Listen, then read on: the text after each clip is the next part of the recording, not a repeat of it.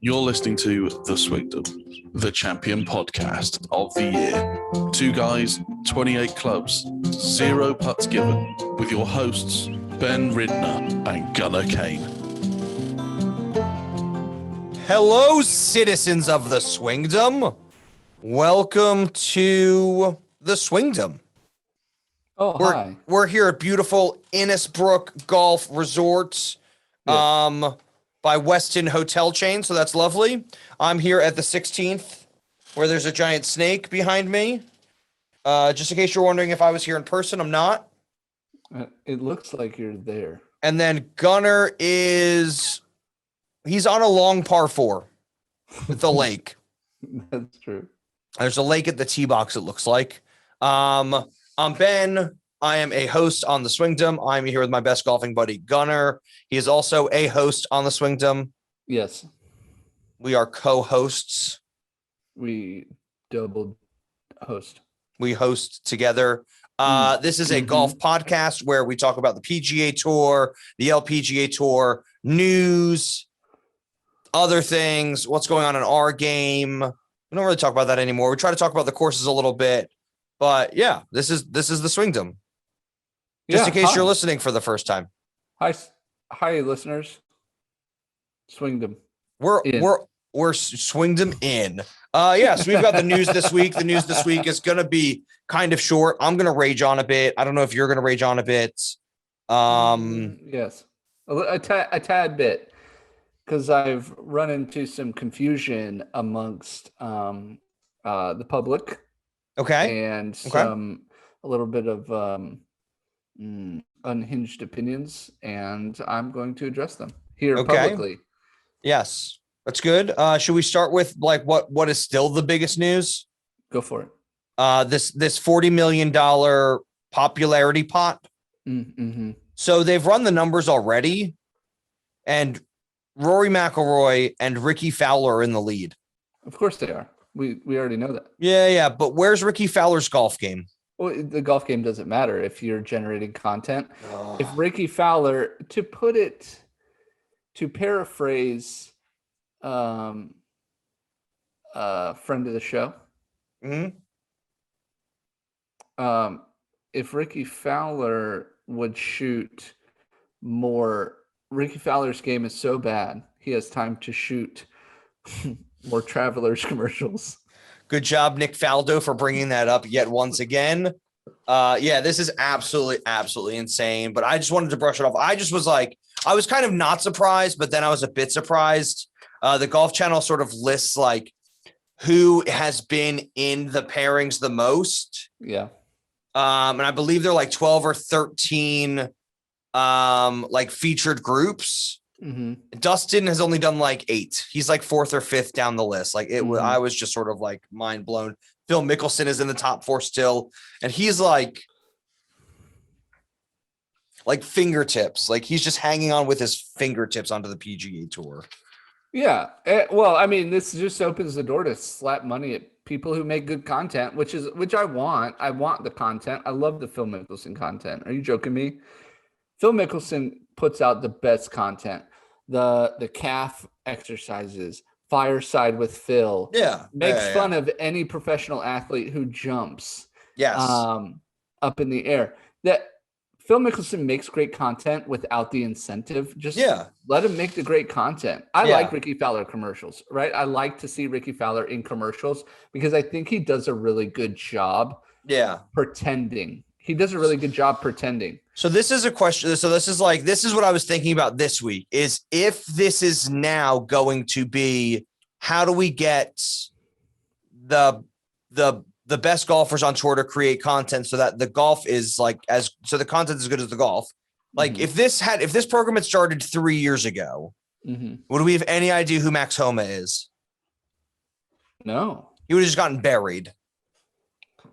Max Homa's hilarious. Yeah. He doesn't need a $2 million bonus to be Max Homa. He is who he is because that's who he is. Yeah. Right? I agree 100%. Let me tell you how many kids might be out there who would be the next Tiger Woods but they can't afford golf clubs because they're in poverty. Well, this is the other girls who don't get into golf because it's elitist. Let's talk about that. I agree. I agree. I agree. I know you agree. And you remember last week when I said I feel like I might be falling into the trap of attacking the PGA Tour, even though we cover the PGA Tour. Yeah. Screw it. I'm in it. That's who I am. Okay. PGA Tour pisses me off.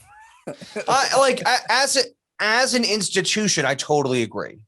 Yeah. For as long as I've watched the PGA Tour, I've read stories where it's like they're a charitable donation, and yet when they come to town, the people that they are like supposedly bringing charity to end up putting out more money than they should be in order to get the PGA Tour interested in their charity. And that has to do with the PGA Tour is claiming that the value of advertisement and being connected to the PGA Tour holds more value than actual like cash in pockets. And I always feel like that's sort of a weird argument. Like I'm always like, if I was a charity, can you just give me $40 million?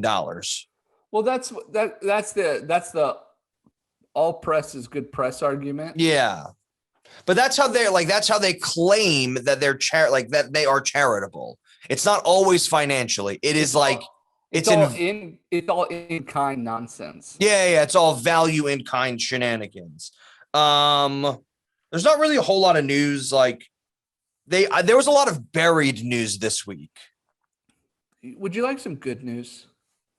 Have you seen this video of Michael Visacki? Yes. I was going to save that for next because I wanted to rage on for another 7 seconds. So the PGA last week announces that they're going to stop doing COVID testing around the time of the USGA Championship, which I refuse to call anything other than what it is.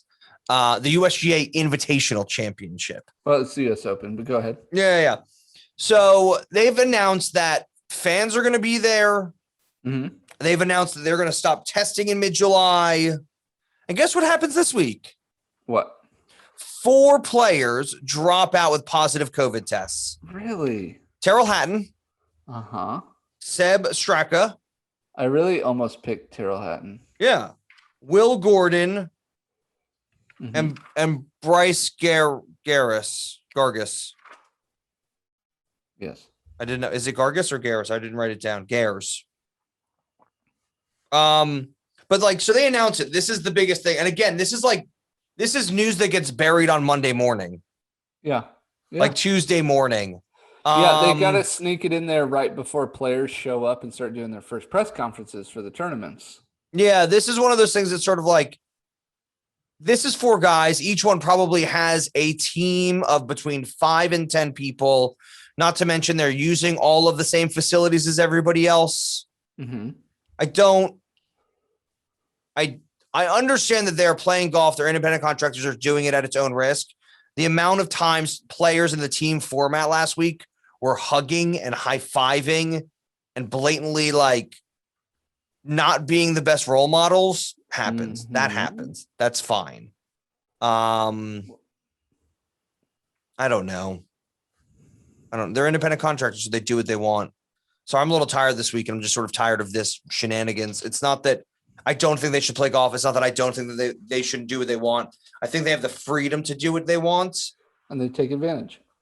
I think there's a governing body. And there's a governing body that is very, very, very much more interested in dollar signs than public health. Yes. It's kind of like a for-profit enterprise. And I don't and that's the thing. Yeah. The guise of being a nonprofit charitable enterprise. And I don't want to be angry about it because the American dream is to start a nonprofit organization that pays its commissioner. That's not the American dream. Tens the American of millions dream of dollars. Is to dump money into your pockets and leave a wake in your back. I imagine at least half of our audience is just shut off because we are getting too political. So let's talk about Mike Visacki. Hold on. hold on. Let me complain about something, because this is a good segue into it. Welcome to Complaining Circle. I got into it. Should I have done it on my personal account? Yes. Did I do it through the Swingdom account? 100%. But it totally relates to what we were talking about how being DQ'd for an incorrect scorecard or an unsigned scorecard is ridiculous. Okay. Yes. And we both ended up on the same page, right? It's not like we took different sides. We just kind of complained about it, which led into me thinking that like we complained about the PGA Tour. We complained about this the week of the Masters. Oh, this was the week of the Masters. Well, It happened again, right? Player shot in the 80s. She didn't sign her scorecard, right? Yeah. And was DQ'd. And I make the argument. Well, the argument started because the whole thing about an incorrect scorecard got brought up in this thing that I was reading, right? And I put on, I had mentioned that our argument, I just posted our argument, why we think it's stupid to be DQ'd. I think my argument's different from your argument, but yes. Well, why it's stupid to be DQ'd. What's your argument? There are people taking scores.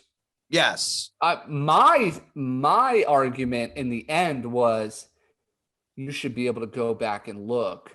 And you agreed with that. Yeah, the thing is like, I don't understand how the score on television, which is being kept by hundreds of volunteers on the PGA Tour, and is being corrected constantly by people. And you've got the guy sort of stood behind you with the scorecards. Yes. Like there's like 10 or 15 guys taking your score. You're right. Like there should be a way to check your, like, it shouldn't be checking your score against your partner. You should be checking your score with your partner, and you should be checking it against the system. Yes. And my argument, absolutely, which we agree on. And I don't know if you agree with me on this, but you know, I have this argument that if you sign an incorrect scorecard, your playing partner has to sign your scorecard also. Yeah, I like that as an argument. So your playing partner also has to be reprimanded in some sort of way because they're outside of the rules outside of the playing field. Yeah. You're affecting the outcome of this entire tournament. Yeah. Right.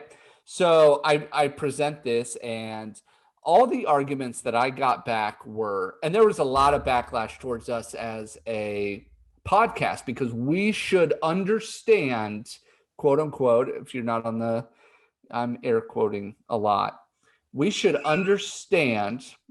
This is good for radio. YouTube viewers will understand. We should understand the most basic and sacred rules of golf. And I just wanted to put out there publicly that it's not that I don't understand the rules of golf. It's that just because something is sacred, air quotes again, doesn't mean it's not wrong. Doesn't to mean me just because it's 18 holes. Now you hear me say like I hate golf courses that aren't 72 par, right? Yes. Par 72. I hate it. I absolutely hate it. Well, you're not going to like this week. I know, but that's a sacred thing, right? It's standard is 72. And I don't like when things go. Yeah, it's 288 holes of golf. Yeah, I don't like when things go beyond. No, sorry. It's 72. It's 288 shots in a golf tournament. Right. And I don't like when things go beyond par or under par. Yes. Right. Which is whatever. Doesn't make me right. No. It means that I just don't like it. So when we have differing opinions on that as well. Sure. So when you guys give me the argument back, or us the argument back, that it is what it is, and that's how it's always been, check yourself. Okay. There's a lot of things that have been what they were. You can't say that. Hold on. So this is, I'm ready. Am I allowed to jump in here now? Hold on. No, I'm going to give it to you because I know what I'm saying is probably a little off base. It's not. You're not. What I'm saying is you're totally on base. What I'm saying is because it's always been this way doesn't mean it's the correct way to do it. If you are, I'm going to present it again. If you are knowingly signing off on a playing partner's card that is incorrect, yes, you should also be penalized. disqualified. You should disqualified because you said it was right also. So let me go deeper. Let me go deeper with this. There are 3 rules of golf. Mm-hmm. Play the ball as it lies. Mm-hmm. Only hit the ball with the club. Yep. And get it in the hole. Or start at the tee and get it in the hole. That's it.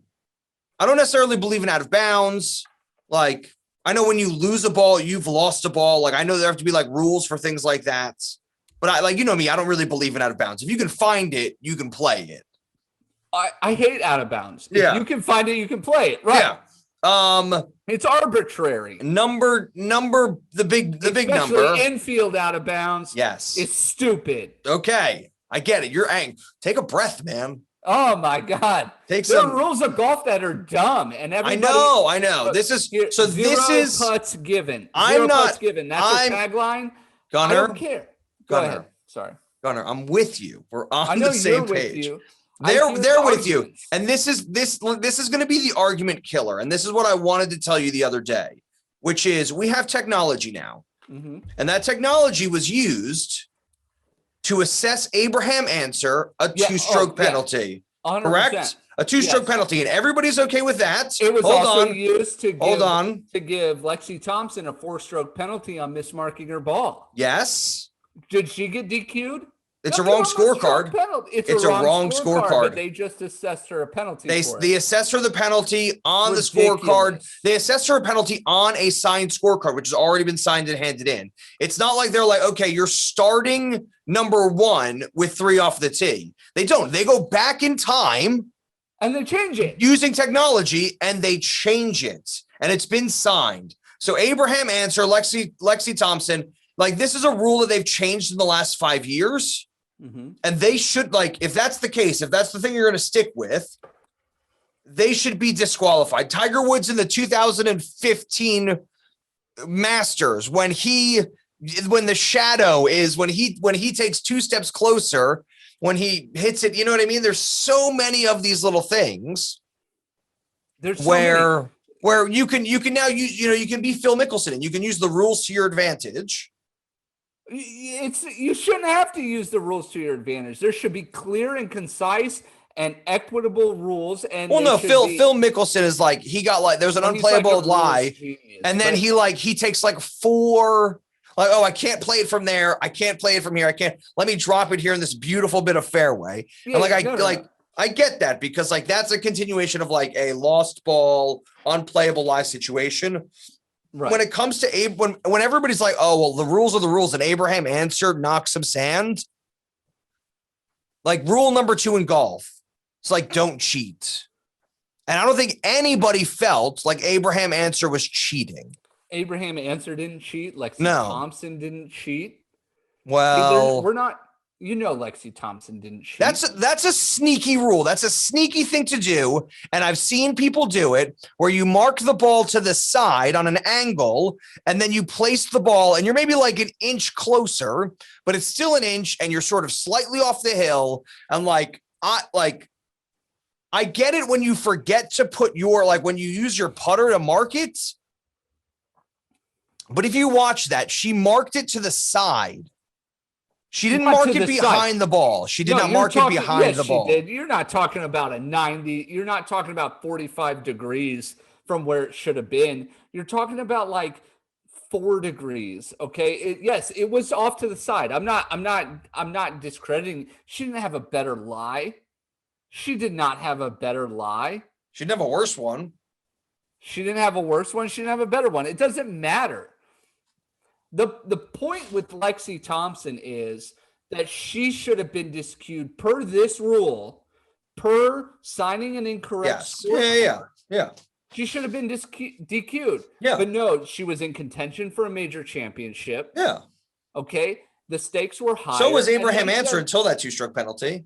This is like, I always use the NFL because I absolutely love the NFL. Or I could use baseball. Just use NFL. Just do it. Maybe baseball is more global, but the NFL, it's like, you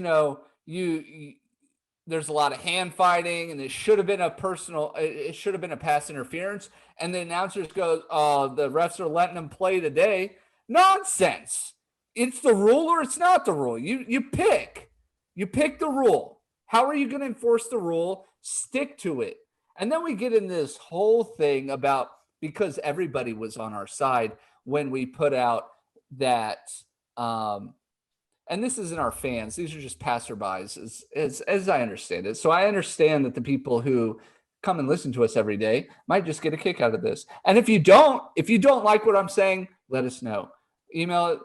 Please, golf@gmail.com. Let us know, because what's your opinion on this? I want to know. This is just my opinion.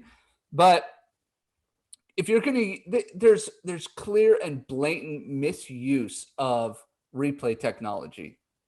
Okay, we saw that with Abraham Answer. Yeah. That's nonsense. That's disgusting. Mm-hmm. Just let it play. If you're not going to be a stickler about enforcement, you can't be a stickler about after the fact analysis. Yeah. He did what he did. It wasn't on purpose.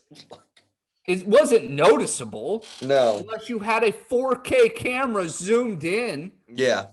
On the back of his club. No, I think like we're at the point now where there's a couple of really dumb rules. I think everybody's getting on the bandwagon that this anchoring to the inside of your forearm. Oh, the anchoring. It is anchoring. I'm not going to lie. It's totally okay. It's 100% anchoring. I'm like 50-50. I'm just sort of like whatever. The thing is when have you ever done it? Have you ever used an arm lock putter? I've used the chest putter and I hated it. Yeah, it's terrible. And the belly putter is awful. The belly putter is just weird. Have you ever used I don't like putting things in my belly button. I just don't. No, it's weird. It's super weird. And you're supposed to put it like on your belt buckle.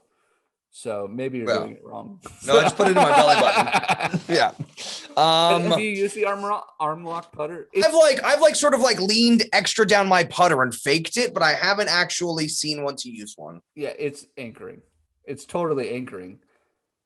But it's like side saddle. Side saddle was fine until Bryson DeChambeau was. Yeah, I think this is gonna go soon. It also doesn't, like, what I was gonna say is it doesn't help that Bryson is the stiffest looking person out there. He looks like he's literally anchoring every shot. Yeah, he looks like and that's sort of the thing that he does though. That's why the guy anchors. That's why he's got the super fatso grip. So he doesn't have to there's nothing. Yeah. There's nothing in the hands. Nothing. No, he's got and that's why to me why he's more the scientist than anything else, because he's got absolutely no hand feel. Nothing. Absolutely nothing. Everything has to be dead on or it's wrong. Yeah. But yeah, so fix the rules and it's okay. You know what? So the end of this whole thing was DQ for a wrong scorecard is the dumbest rule in golf. It's stupid. And so the end argument, which was full of some ridiculous accusations, but including that we were under the age of 15. The only rule that is kind of dumb is when you have to put out you have to give the roster to the other coach before the game. Yes. It's like I'm going to have 5 players. If it's basketball, I'm going to have 5 players out there. If it's this, I'm not giving you my roster. You can't count. There's 5 dudes out there in different colors. In baseball, it really matters. If you put somebody on the roster who doesn't go out and play and you haven't changed it, it's a big deal and it's stupid and it's annoying and I hate it. But just because it's a quote unquote sacred rule doesn't mean it's a right rule and doesn't mean it's a rule that shouldn't be changed. It was said that we sound like we don't know the rules. We do know the rules. This is a 0 putts given. Well, this is this is the thing that this is difference. Just because we host a podcast doesn't mean we're not analyzing. We're giving you our opinion. This is one of those things also that's been going on for almost a century. There's I forget his name. It's got a pretty it's young Tom Morris. No. Old Tom Morris. I assume that everything that's happened in golf involves those two. Yeah, that's probably true. Mm-hmm. I'm convinced that old Tom Morris decided it was 18 holes. Robert DiVincenzo. Oh, yes. And this was in the 1968 Masters. It's the first ones if you go to the Masters channel. And they're I remember watching this and they go to the cabin, and they're just sort of like, we really wish you could win, but you signed the wrong card. Yes. And I just want to be like, this is number one. They signed his card at a picnic table on the side of the green. Number one, he signed it higher, not lower. So because he signed it higher, he didn't go into the playoff. He got second place. Yeah. But this is what I don't understand. But it's always been a rule to co-sign a card. So for literally the last 53 years, this has been an issue. Mm-hmm. And the issue is something that they can rectify in 5 minutes. If you can change the score of a player through replay, then you can double check through replay. Yes. Yeah. This is just something that boggles my mind that it still happens. All right, let's get to the happy news. Like, imagine if anytime somebody shot like a 3-pointer in basketball, mm-hmm. and the guy like on the scoreboard just put up 2, and they were like, "No, we can't change it." Like they always change it. No, that's what I'm saying. Like he put 2. Like, oh, sorry, like the clock, like the clock doesn't work anymore. It just counts down. Like that stuff happens all the time. But they always are like, oh no, we'll give you a 3-second. We're gonna use all this replay and we're gonna do all this stuff. And yeah, we've been talking for like 40 minutes on just this. Can we please talk about anything else? Yes, one quick thing. That's like a pitcher throwing a foot outside the strike zone and it being called a strike. And they say, and they do this. They say, well, we can't change what it was called. Obviously, it was wrong, but they already said it. What? Yeah. All right, let's hear some good news. All right. Michael Visacki. We're not going to talk about the Zurich Classic. No, we are, because it was fun. It was fun. We'll just talk about Saturday and Sunday. Michael Visacki. Yeah. Awesome. So Michael Visacki Monday qualifies at Innisbrook Golf Resort, which is where the Copperhead course is located. Hello. For the YouTube, there's a giant snake behind Ben. Mm-hmm. You've all seen the video. Yes. Michael Visacki calls his dad and just cries. And this is, as a dad of a junior player. Yes. This is, and I've told this story on the podcast. Yes. Okay, one of the greatest moments I've ever had with my son is when he was in a playoff for the regional junior cup in his age division, and he has 2 putts to win it, mm-hmm. right?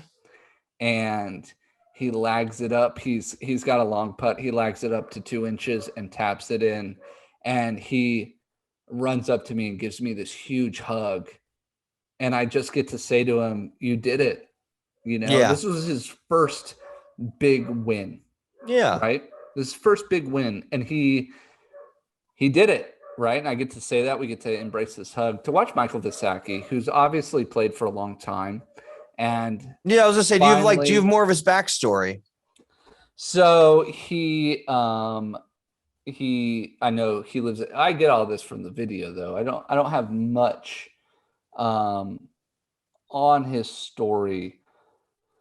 Oh, okay, I do. I'm sorry. I didn't mean to make you look like you didn't know what you're talking about, because you do. You're right 100% of the time on everything that you have just said. I just wanted to put this in the perspective of a really sweet triumph. So right? He's a guy who's he turned pro after 1 year of college in Florida. Mm-hmm. He's been on the Florida mini tour for 7 years, mm-hmm. and he's got 40 wins mm-hmm. on mini tours. He's played 1 Corn Ferry event. Yes, but he has not qualified for the Corn Ferry attempt, because the Corn Ferry, because what they have now, instead of Q school for the PGA Tour, you have Q school for the Corn Ferry. Q school is called qualifying school. It's the top sort of 20 guys go in. He missed that by a 2-putt.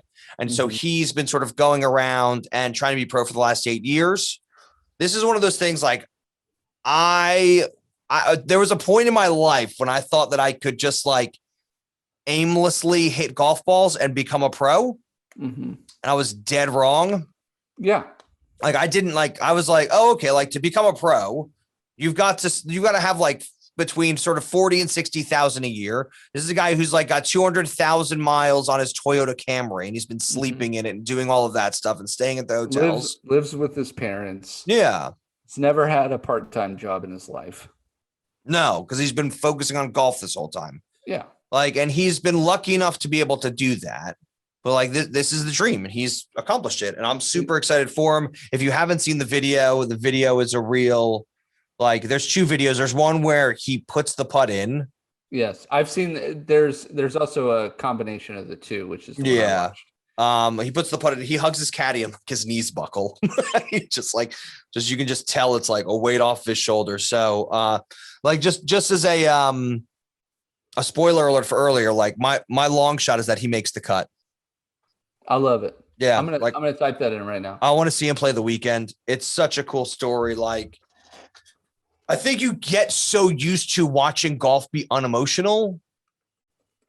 You get so used to being like, oh, I know what that feels like. Why aren't they like, they just shot an 8 on a par 4. Why are they just angry? Why are they not upset? Okay, well, they've got more golf to play. Oh, they just eagled a 550-yard par 5, and they're, oh, okay. No, that happens all the time. Mm-hmm. My bad. So yeah, but that's really it for the news this week. Yeah. There's not a whole lot, a lot of cover-ups, a lot of covering up COVID, covering up this $40 million. Nonsense. This is like, we should just become like the golf conspiracy podcast. Look, if we're becoming the golf conspiracy podcast, please let us know and help us stop doing that. Cause I don't want to be the like, well, they're all lizard people. Yeah, we just have our opinions, and that's okay. Listen, next week as a tease, I want to go over the top 100 golf courses that are public to play in the United States, and there's some surprises in there. So yeah. I would let you do it this week, but you yelled about because VAR. It's stupid. You yelled about DQ after the fact. All right, let's go to a commercial. Come in next week. Or an ad read. We don't do those until after the Zurich. Oh, we're doing the Zurich. All right, we just got to touch on the Zurich. Just come back next week because we're going to talk about these public courses, and if you guys want to give us some money so we can go play them, that'd be awesome. All right, and bring us into the Zurich. Yes, all right. We watched the Zurich over the weekend. You lead the show. Yeah, no, that's fine. That's absolutely fine. So the Zurich happened this weekend. We made our picks. Our picks were great picks. Yes, they were good picks. We had great. I missed one. You missed one, and everybody else was like top 20, maybe even top 15. Like, we crushed the picks this week. I did. I had a top 10 and a top 15. Even my long shot crushed it, and my prop crushed it. Yeah. Oh, I had 2 top 10s. Yes. Your prop. Yeah. Your prop came in early. Yeah. So this is a great tournament. I don't love this tournament. This is not like a Thursday, Friday tournament for me. This is sort of like a Saturday afternoon, like Sunday tournament for me. Mostly because I think they can do better. Yes. Like, this is like, it's a weird team event where you sort of like find your own teammate, make your own teammate, and then you play golf together. And you sent me that video of Scotty Scheffler and Bubba Watson. Oh, it was fantastic. It's like, excuse me, Scotty, why are you and Bubba Watson partners? I love it. And can you do what his response was? You see, Bubba asked about 9 guys, and they all said no. So then I reached out to a few guys, and they weren't able to. So Bubba Watson said he could. So here we are. I'll do the Bubba Watson part, which is like, no, that's exactly what happened. Yeah.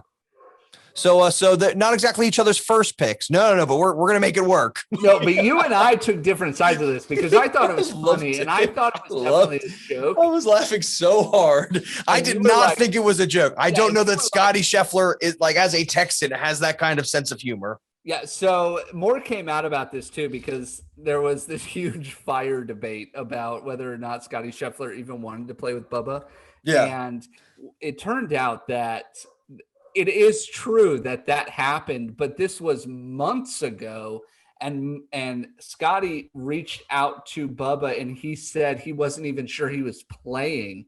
And a bunch of stuff, came through. And I guess Bubba assumed Scotty already had a partner, and then finally reached out to him because none of the people he wanted to play with ended up playing. Yeah. So he said, "Hey, are you playing? Because I don't have a partner." And Scotty was like, "Oh, I don't have a partner either, because none of my guys are playing either." I didn't think it was a joke. I just thought it was totally a joke. It was a joke the way he said it, but it was absolutely true. And It was so funny. Oh yeah, I was like, I'm still crying a little bit, wiping my eyes.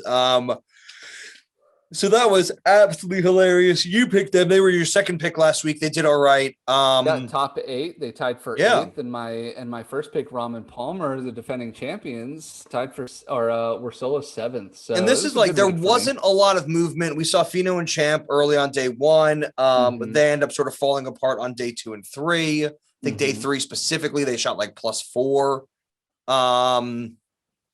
So it was good. You saw it ended up sort of being the South Africans versus the Australians. Yes. Both Saturday and Sunday. Sunday was a real shootout. Mm-hmm. Louis Oosthuizen and Charles Schwartzel. Mm-hmm. It's like, is it Charles? It's not Charles. It's Charles. Charles Schwartzel. And then you had Cam Smith, who's I don't like the mullet, and it's not because I don't like that he doesn't have sideburns. I don't like the mullet for the same exact reasons that I love the mullet. I'm like in this weird in-between space where I love it and hate it equally. So for me, it's just sort of that weird thing where like, I'm going to take my headphones off some moment, but like he doesn't have hair here. And it just makes his head like people should have sideburns. You know what it looks like? It looks like somebody who wears a mohawk on the weekends and just doesn't have it put up. Yeah. That's kind of what it looks like. One of those double mohawks, Yeah. That one's like one angled off to the side. Because like when he's wearing the hat, you just see it behind his ears and down. And that sort of weirds me out that he doesn't have like the Joe Dirt, like sideburns. Like when I think of mullet, I think of Joe Dirt. Business in the front, party in the back. Yeah. Yeah, that's exactly what I think. Yeah. I think it absolutely works for him. And the best part of the tournament, hands down, was Mark Leishman walking out with Cam Smith wearing a mullet wig. And it was the most amazing thing. Now, we put this out on our Instagram. 1 Australian with a mullet is okay. 2 Australians with a mullet is a gift from God. It is, yeah. Yeah. It was a beautiful thing. It was so funny, and we absolutely loved them. That's a real snake that you've put up behind you, and that looks like. Oh my God! I'm not at the course anymore. Hold on, let me get back to the course. There's a real snake. All right, I'm good. I'm back. That's for our YouTube viewers. So if you want to see exactly what just happened, go to the YouTube. Yes. Yeah. So. They're going through. It's your prop bet was like winning by 4 strokes. That wasn't even close. It went to a playoff. This was like, I think they both started at like -18, and it was just sort of back and forth and back and forth. And they're in the final group and they're playing against each other, and it is flipping awesome. They get to 18. It is still a tie. Yep. And they go to a playoff. Mm-hmm. And good old Louis Oosthuizen screws it up. Power fade into the water on the right. Yep. They don't even know where it goes in. So Charles Schwartzel just tees it up again, and he puts it down the fairway. But this gives the Australians a 2-stroke advantage. They par it from like 10 feet to win. Oh yeah. Which was just like it was a decent putt. But I don't like seeing somebody lose in the playoffs. I like seeing somebody win. Yeah, it was only a matter of time. If you've got 2 putts to win, it doesn't matter. No, and Louis Oosthuizen was really, really close to hitting his for what would have been a 6, which if he didn't go out of bounds, that would have been a birdie. Yes. You know what I mean? Like if Charles Schwartzel had taken the first shot off the tee, Louis Oosthuizen didn't. I realized I was nodding and my camera was off. Yeah. So at the end of it, Mark Leishman, not Shane Lowry, and Cameron Smith. Yep. Win the Zurich stupid team thing. Yeah. I'm so good at naming these tournaments. You are. I had Ryan Palmer and John Rahm. We already went through my picks, and Bubba Watson and Scotty Scheffler both in the top 10. I missed on Morikawa and Wolf. I didn't. No, you didn't. I missed on Redman and Sam Ryder to be T15 only by 2 spots. They were T17. One stroke. Yeah. One stroke. Yeah. That was fun. I missed on my prop and I missed on my bonus. Willett and Hatton missing the cut. I came out with 1,321 points. Ben, you had a career high in points for an entire week. Career. You hit on every single. You had a perfect week. I did. Leishman and Cam Smith, they won, so you get 1,000 points. Xander Schauffele, Patrick Cantlay, T11, and Brendan Steele and Keegan Bradley, they came in T4. You had Sue and Gim in the top 20. I had no faith in them. That was T11. You hit on that. Your prop bet, Morikawa and Wolf missing the cut. Well, that was kind of back and forth between the two of us. Yeah. And our bonus bet, Willett and Hatton making the cut. So you came out. They finished like top 20. Get this. 2,000. What? 985 points. That's your career high for picks. I almost broke the 3,000 point barrier. Almost surpassing. Good old Mug Dad. Almost surpassing Mug Dad's very first appearance on this show. Music, please.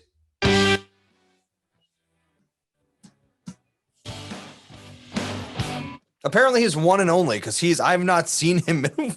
He's had a few tournaments, but yes, his first appearance on the show was 2,995. So you're just shy of 10 points. We're gonna do a giveaway when we beat 3,000 points for the first time. But it was a career high, so congratulations. You are currently up by 1,800 points. Because last week I was only up by 100 points. Yes, because I beat you by 1,200 points. So we have an issue here. I'm just going to make your picks this week instead of my own. Oh, no, I'm sorry. You beat me by 150 points. It's something. So here it is. That was the Zurich Classic. Boom shakalaka. Yep. That's it for the Zurich Zoom Classic. We're going to go to a read. Yes. And we'll be right back after this commercial break. It's time for us to put down our bag and hear from our sponsors. What? Did you guys hear that I am now officially got my highest score ever when it comes to picking winners? Well, if you haven't, go check out Beltone Hearing Aid Centers of New Jersey. You can call them at +1 732 493 0900. They will give you a free hearing test and a pack of batteries when you use the code word golf. So please listen to the podcast. Make sure you can hear it with both ears, not just one. And check out Beltone Hearing Aid Centers of the Jersey Shore. You can reach them at +1 732 493 0900 or +1 732 888 9000. They've also got a brand new, fresh, and amazing website, BeltoneJerseyShore.com. And don't forget, if you use the code word golf, you will get a free hearing test and a pack of batteries. So go ahead, visit the website, call the phone number, check them out, make an appointment, use the code word golf, and we will get right back to the show. And now to your hosts, Ben Ridner and Gunnar Kane. Hello. We're back. Wow, what a great read. Yeah, it was great. We're back here on the Swingdom. We're here at Innisbrook.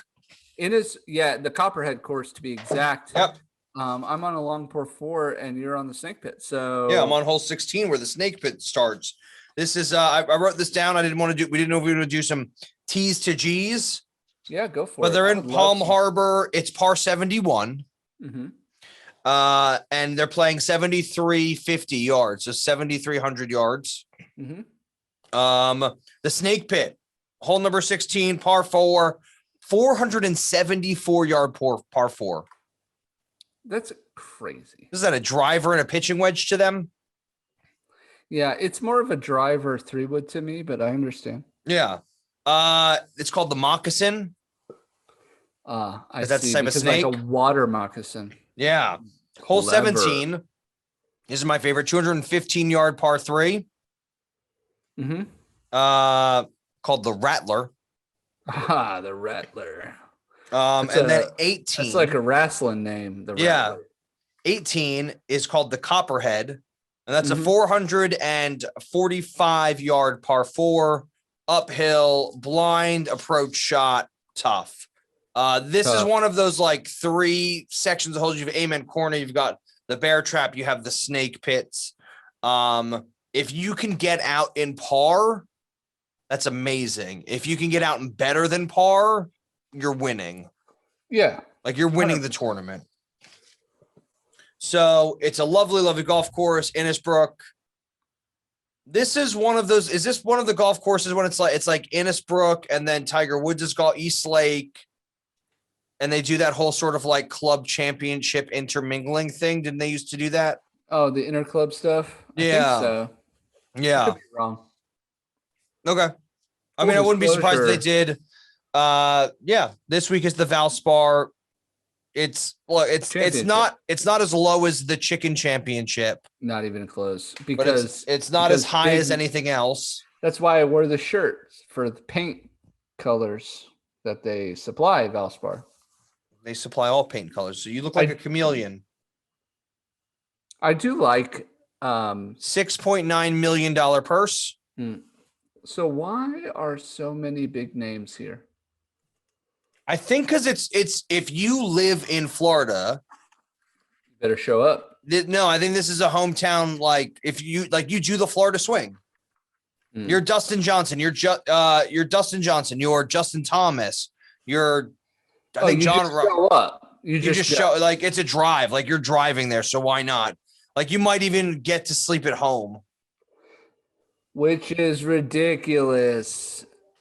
Because I think Innisbrook is like one of those places that's like right there by Jupiter, Florida. It's in Naples, isn't it? Yeah, I've got Palm Harbor. If you hear a dog in the background, that is my dog yelling at another dog who may or may not exist. Just wanted to let you know. I love that.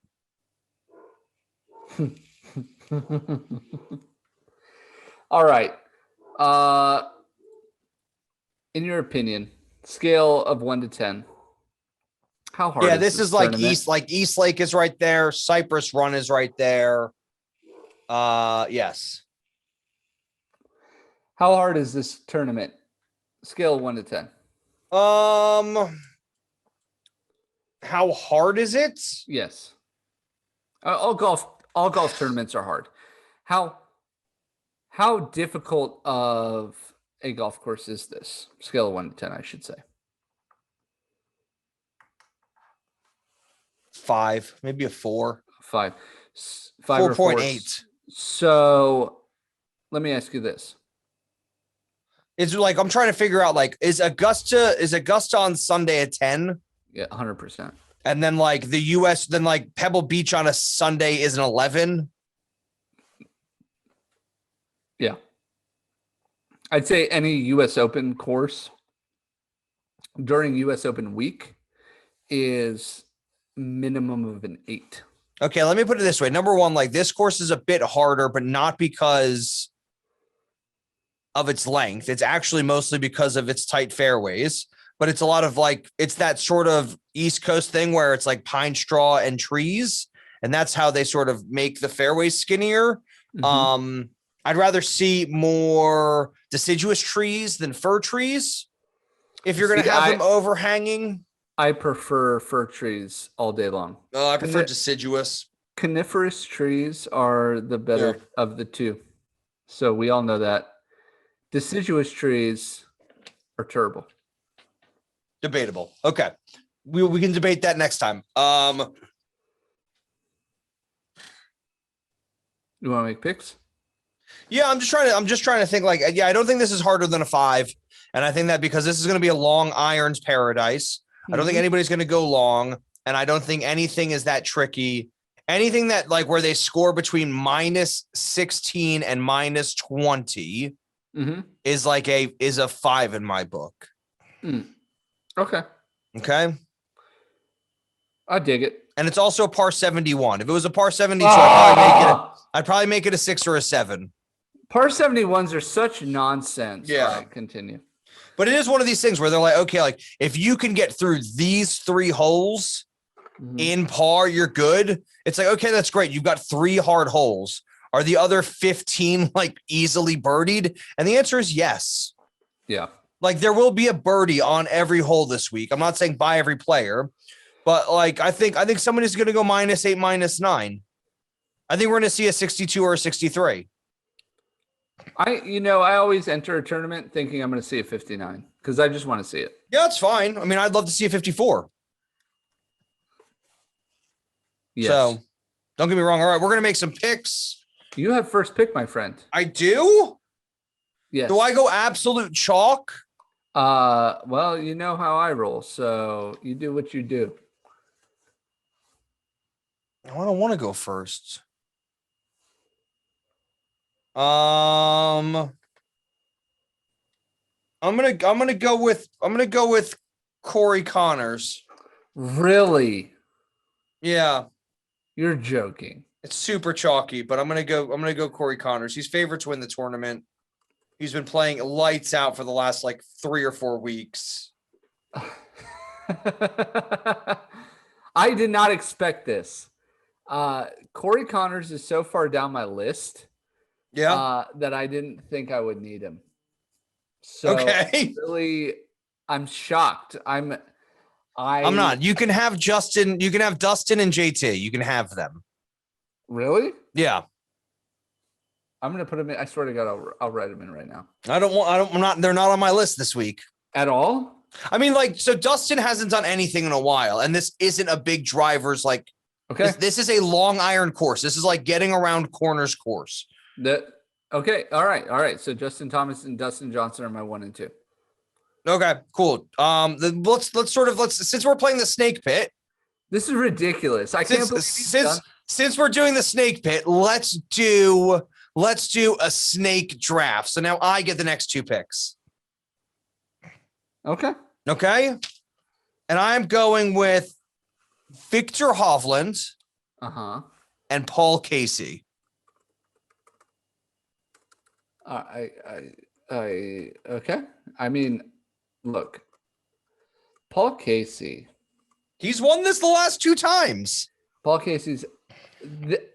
He's going for the 3-peats. Here's an interesting. And he's not terrible. He hasn't been terrible. Stat. Here's an interesting stat. Paul Casey was the last player to win back-to-back. Yes, if he wins back-to-back, it'll be the first person since Ernie Els 10 years ago. Yes. So he did that the John Deere. Was it Tiger Woods? I would believe it's Tiger Woods who won back-to-back. I thought Ernie Els did. I like the John Deere. You know what we could do? We could look it up. I'm going to look it up. Steve Stricker at the John Deere Classic 2009 and 2011. Plus, He opened with a win in Dubai this year. Okay. Yeah. All right. So literally this is the first time this has ever happened, Ben. What? That my entire list is picked. Well, you didn't pick your 3rd pick. Well, yeah, because I have 1 player left. Every week I make a list of 6 players and I put them in order. Yes. And 5 of my 6 have been picked. And I'm going to pick all 6 have been picked. This is an incredible thing. You know what I really hope? What? Replay technology doesn't come and bite this guy. Yes. Because I'm picking Patrick Reed as my 3rd player. Patrick Reed, Wow. I hate him. I don't like him. And I'm surprised. But he's on my board. He's 5th to win this tournament. And as much as I don't like Patrick Reed, he plays really good golf. So I'm taking Justin Thomas, Dustin Johnson, and Patrick Reed. I mean, it's super chalky, but that's fine. That's my that's good. I would say the only person I'm really worried about is Victor Hovland, but he led such a charge last week, and he really was like the guy who held the team together. Yeah. I know that like there are guys at this tournament who are some of the best players in the world, but I'm going eye test and trajectory. That's what I'm doing. 100%. And I respect that. And horses for courses. Those are the 3 things I really go for. I think Corey Connors, Victor Hovland, and Paul Casey are all going to give me a run for my money. Why do I think that? Because they're on my list. Yeah. You know what I mean? Yeah. It's not like typically you pick like 1 or 2 people who aren't even on my list. This is the first time it's happened that all 6 of my players have been selected. You know who I wanted to pick so bad? Who? Sung JM. I'm going to show you a little bit. I'm not going to show you. I have to prove myself here. Okay. You're like, you wrote Ben's going to pick Sung JM. No, can't see that. Can't see it. Yeah, there you go. Sung JM is crossed out on my JT, list. DJ, Connors, Reed, Hovland, Casey. Yep. And Sung JM's crossed out because that was my 7th. What are the numbers next to it? It's 5.75. I can't explain that. That's my process. This is my process. You'll have to explain it to me sometime, just maybe not in the podcast. I will, but that's my process. And then whoever has the most points, I one through however I make. And Sung Jae, I had 7 players. Sung Jae was last on my list. He was 7, so I crossed him off because I didn't need him. I'd show you my process, but what I do is I just throw a dart at a computer screen. I love it. And if it works out, it works out. Yeah. I absolutely love it. All right. So you already picked your long shot for Visacki to make the cut, which I am rooting for you to make 250 points on that bet because that felt like a close to home moment for me. And I 100% want to see this guy be successful because obviously the PGA Tour means a lot to him. My long shot, I'll never stray away from my boy, and he's playing this week. Doc Redman, top 20. So I don't know. He's had a really quick drop off in recent weeks that he's played, but I think Doc Redman's going to do it. Top 20 for the doctor. All right, I'm going to go Sung J.M. top 10 then. I was going to do top 20, but I didn't think you'd let that fly. What do you mean? You already picked Visacki to make the cut as your long shot. No, my prop. Oh, your prop? Yeah, my prop. That's a weird prop, but I'll give it to you. Oh, sorry. What do you want me to? I couldn't really we're running out of weird props. I got a prop. What's your prop? Patrick Reed is the top player from the University of Georgia. How many players are there? 9. Legitimately, there are 9. Yeah. Let me while you talk for a little bit while I look this up because I pull it up from something. Okay. Look, what I want my prop to be is somebody legitimately gets bitten by a snake on the golf course. But I wouldn't want to do that to anybody. This is and the other thing, I want to do something where it's on Sunday, less than 5 guys par the snake pit all the way through. That's hard to keep track of. That's the thing. It's it's hard to do those kinds of numbers. Okay, so there's 7. Okay, it's Patrick Reed, Chris Kirk, Kevin Kisner, Hudson Swafford, Russell Henley, Bubba Watson, and Keith Mitchell. That's fine. Yeah, that's good. I'll give you that. Okay. Patrick Reed. That's my guy. Yeah, which is weird for you today. So I'm just going to tell you that's weird. Well, it's like that week I picked Ian Poulter for 2 things. I hate Ian Poulter. I really do. I'm not a fan of his. I like his personality. I do. And I kind of like Patrick Reed's personality. I hate him as a professional athlete. I don't like him. I don't like him at all. Well, it's because he breaks rule number 2 all the time. All the time. Do not cheat. Don't cheat. That's rule number 2. For God's sake. I mean, like, I would like it to be sort of based on the numbers of going through the snake pit. Okay. Okay, the winner of the tournament makes it through the snake pit in par on Sunday. Par. I like that. I think that's a wonderful prop bet. Par, snake. That is a proper prop bet. That's a proper like prop, if we were to get out our gambling prop, machines, like that would be like prop bet. Yeah, it's a proper prop. Proper prop. Yeah, that is something. All right. Do we have a bonus this week?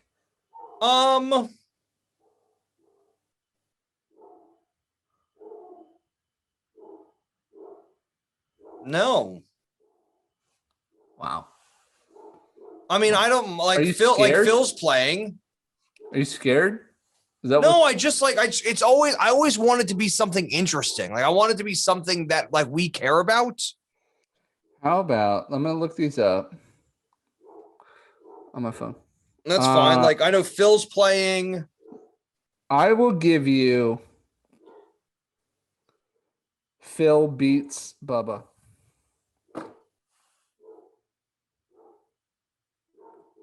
Lefty versus lefty. Phil beats Bubba. Then I get Bubba? Yep. Okay, yeah, I take that every day of the week. I was going to say something like, is there going to be a hole-in-one on 17 for the whole weekend? No, I'll give you Phil beats Bubba. And it's a wash if they both miss the cut. I want that. Fine. I want that. Yes, it's a wash if they, I want to hook both zeros if they both miss the cut. Because they don't get a score, they get an MC. Right. That's how that works. Sometimes we don't do that, we did that the last time because it was hilarious just to say no. Well, no, sometimes we don't do that, and I understand why. This one, because the odds are so different, I just want that. I want the insurance. That's fine, yeah. So if Bubba makes the cut and Phil doesn't, I win. 100%, automatically. Okay. Cool. My fingernails are itchy. Yeah, you froze. I think that is the computer telling us it's time to go to bed. Thank you guys so much for listening to Swingdom. I hope you enjoy watching the snake pit at Innisbrook Golf Club in Palm Harbor, Florida. If you guys have any questions, concerns, comments, questions, corrections, please send them to theswingdomofgolf@gmail.com. Send them to us on Instagram, YouTube, Facebook, anywhere you can find us. We will answer. If you happen to have our personal phone numbers, don't worry. You can always text. Thank you again for listening to the Swingdom. And don't forget, you can always reach out to us, or you can find us anywhere you find podcasts, on YouTube, Instagram, Twitch, Facebook, Twitter, the good old-fashioned Gmail, and we'll catch you guys next week. Sorry, Gunnar had to leave early. We had a bit of technical difficulties, and swinged him out. You've been listening to The Swingdom. Remember, we're just two guys, 28 clubs, 0 putts given.